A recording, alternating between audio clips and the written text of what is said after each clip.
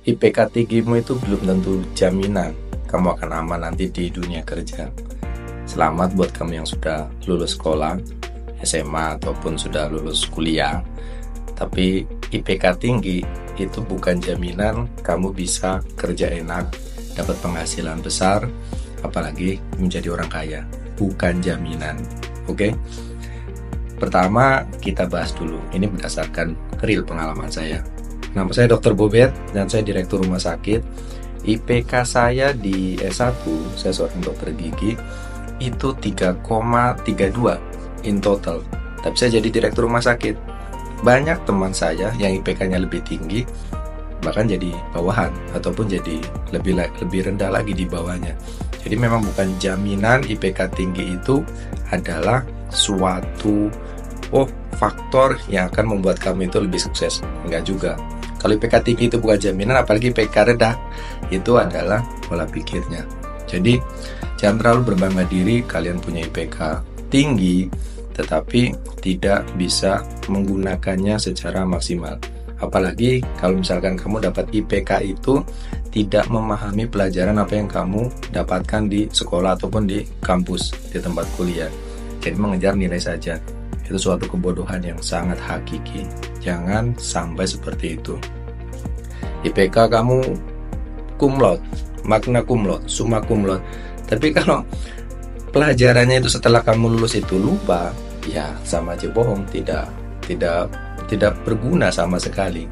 Bukan jaminan, sekali lagi ya. Kamu bisa sukses di dunia kerja itu sangat berbanding terbalik dengan dunia sekolahan.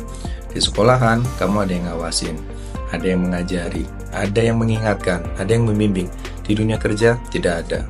Kamu bisa sukses dengan kakimu sendiri, kamu gagal karena dirimu sendiri. Tidak ada yang menjadi tempat untuk menyalahkan, tidak ada tempat untuk mencurahkan, tidak ada tempat ini pembimbing, itu tidak ada pembimbing lapangan. Kamunya kamu, mereka yang mereka, kita ya kita, mereka yang mereka. Tidak ada jaminannya, saya ini pasti keterima dengan posisi yang sangat besar. Ya mungkin satu dari sekian banyak orang bisa seperti itu, tapi itu harus ada koneksi, harus ada, misalkan orang tua kamu punya koneksi, atau memang itu di perusahaan keluargamu sendiri. Oke, that's it. Selesai, nggak ada topik ini. IPK tinggi itu sama sekali bukan jaminan kamu akan berhasil di tempat kerja. Oke, tidak ada jaminan apapun, ya apalagi IPK rendah, tidak ada jaminan sama sekali. Yang bisa kamu lakukan adalah kamu beradaptasi lagi dari awal, dari nol. Dunia kerja itu sama saja kamu memulai dengan kuliah baru, dengan sekolah baru. Yang kamu punya, dapatkan bekal, itu bisa kamu maksimalkan.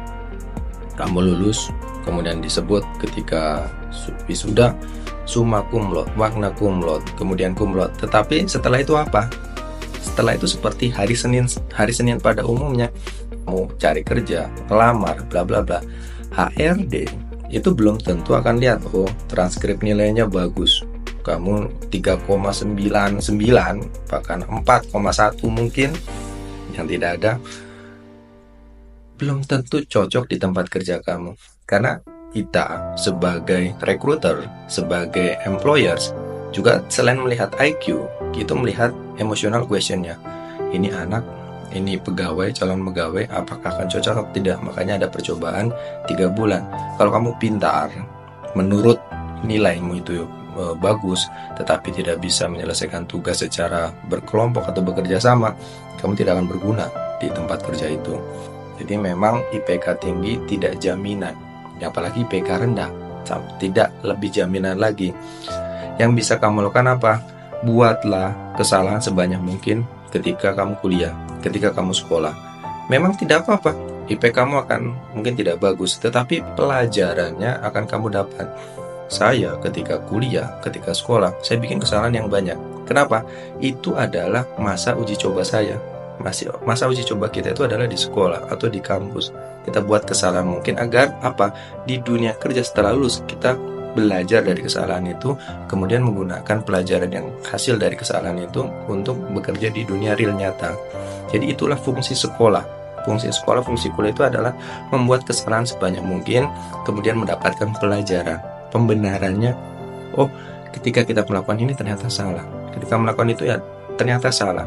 Nah, kita melakukan hal yang benar itu ketika kita lulus, ketika kita sudah kuliah, ketika kita sudah bekerja, itu lakukan hal-hal yang benar di sana.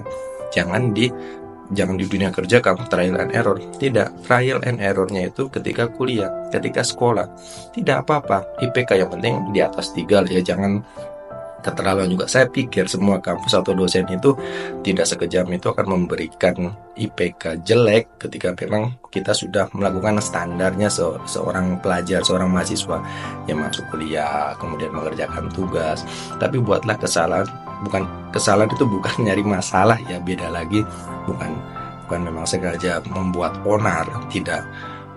Coba saja, teori ketika misalkan dosen bilang kamu masih ganjil, bilang sampaikan saja, sedikit berdiskusi, sedikit debat is okay. Kecuali memang dosen-dosen kamu atau guru-guru kamu baper, yaitu lain cerita, itu karakter ya. Tapi buatlah kesalahan sebanyak mungkin ketika kita sekolah. Untuk apa? Ketika kita sudah bekerja, ketika kita sudah lulus, kita akan mendapatkan banyak pengalaman, dan itu yang terpakai di dunia nyata, di dunia kerja. Ketika sekolah tidak terpakai, misalkan ya di dunia kerja itu akan terpakai, akan ingat. It's okay, IPK kamu hanya 3,2, saya 3,32 ketika dokter, it's okay. Ketika manajemen rumah sakit, saya kecil segitu, it's okay, tidak apa-apa. Nyatanya saya jadi direktur rumah sakit, ya, tidak apa-apa. IPK tinggi juga kamu belum jaminan, kamu belum tentu. Kamu hanya cuma follow the rule pelajaran, IPK kamu tinggi, bisa dipakai tidak setelah itu? Kalau bisa dipakai, bagus buat kamu. Kalau nggak bisa dipakai, buat apa kamu nyari IPK tinggi? Sekarang tidak terlalu terpakai menurut saya, kecuali memang kamu mau menjadi dosen dan memang dari perusahaan atau rumah sakit atau pemberi kerjamu itu tidak menggunakan standar untuk selain IPK yang tinggi, it's okay. Dia memang berdasarkan IPK-nya tinggi langsung diterima, gajinya besar. Tapi saya jarang menemukan yang model seperti itu, perusahaan yang besar. Karena apa yang kita pakai adalah yang bisa memberikan benefit, bisa kerja di dunia nyata. Juga kamu IPK-nya tinggi tapi kamu terlalu introvert juga akan mubazir. Kamu tidak bisa bergaul, bekerja sama dengan teman-temanmu yang lain. Jadi it's okay, kamu yang punya IPK kecil dan kamu yang punya IPK tinggi itu juga belum jaminan. IPK tinggi belum jaminan kamu punya karir bagus, punya gaji yang bagus, punya posisi yang bagus, apalagi IPK-nya yang rendah. Terima kasih, mungkin itu yang bisa saya share.